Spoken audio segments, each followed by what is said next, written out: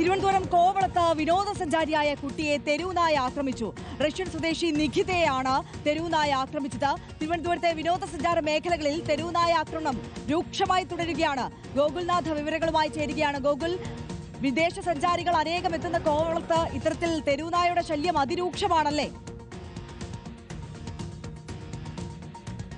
തിരുവനന്തപുരത്തെ വിദേശ വിനോദസഞ്ചാരികൾ അടക്കമെത്തുന്ന വിനോദസഞ്ചാര മേഖലയിൽ അതിഗുരുതരമായി തന്നെ തെരുവുനായ പ്രതിസന്ധി ശക്തമായി തുടരുകയും ചെയ്യുന്ന ഒരു അവസ്ഥയുണ്ട്. കഴിഞ്ഞ രണ്ടാഴ്ചക്കാലത്തിനിടയ്ക്ക് നിരവധി വിദേശ വിനോദസഞ്ചാരികൾക്ക് തെരുവുനായ ആക്രമണത്തിൽ പരിക്കേൽക്കുന്ന ഒരു സ്ഥിതിവിശേഷം കൂടി തിരുവനന്തപുരത്തെ കോവളത്ത് നിന്നും വിഴിഞ്ഞത്ത് നിന്നും അടക്കം നമ്മൾ തന്നെ റിപ്പോർട്ട് ചെയ്തതാണ്. എന്തായാലും ഇപ്പോൾ നിലവിൽ ഈ വാർത്ത വരുന്നത് കോവളത്ത് നിന്നാണ്. കോവളത്ത് നിന്ന് പുലർച്ചെയാണ് 13 വയസ്സുള്ള റഷ്യൻ ബാലനെ ഇപ്പോൾ തെരുവുനായ ആക്രമിച്ചു എന്നുള്ളൊരു വാർത്ത പുറത്തേക്ക് വരുന്നതിലും കുട്ടിക്ക് പ്രാഥമിക ചികിത്സ നൽകിയ ശേഷം തിരുവനന്തപുരം മെഡിക്കൽ കോളേജിലേക്ക് കുട്ടിയെ മാറ്റുകയും ഒക്കെ ചെയ്യുന്ന ഒരു സ്ഥിതിവിശേഷം കൂടി ഉണ്ടായെന്നുള്ളതാണ്. പരിക്കുകൾ സാരമല്ല എങ്കിലും തെരുവുനായ്ക്ക് ഈ പേവിഷബാധയുണ്ടോ അടക്കമുള്ള കാര്യങ്ങളൊക്കെ നിലവിൽ അന്വേഷിച്ച് വരികയുമാണ്. ഈ പ്രദേശത്ത് നിരവധി തെരുവുനായ്ക്കളുടെ ആക്രമണത്തിൽ ഒരുപാട് പേർക്ക് പരിക്കേൽക്കുന്ന ഒരു സംഭവ വികാസം കഴിഞ്ഞ കുറേയേറെ ദിവസങ്ങളായി ഉണ്ട് താനും. അപ്പോൾ അതിന്റെ അടിസ്ഥാനത്തിലാണ് ഇത്തരത്തിൽ ഈ പേവിഷബാധ ഉണ്ടോ എന്നടക്കമുള്ള കാര്യങ്ങളിലേക്ക് ഈ ഭരണകൂടം അതുമായി ബന്ധപ്പെട്ട പരിശോധനകളൊക്കെ നിലവിൽ നടത്തി വരുന്നതിലും തിരുവനന്തപുരത്ത് നിരവധി ഇടങ്ങളിൽ ഇത്തരത്തിൽ തെരുവുനായ പ്രതിസന്ധി അതിരൂക്ഷമായി തുടരുകയും ചെയ്യുകയാണ്. ഇന്ന് പുലർച്ചെയോടെയാണ്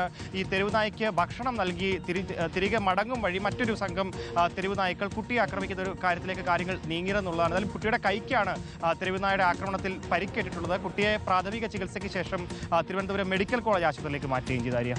ഓക്കെ, ഗോകുൽനാഥാണ് വിശദാംശങ്ങൾ നൽകിയത്. കോവളത്തെത്തിയ വിദേശ വിനോദസഞ്ചാരിക്കാണ് തെരുവുനായയുടെ ആക്രമണത്തിൽ പരിക്കേറ്റിരിക്കുന്നത്.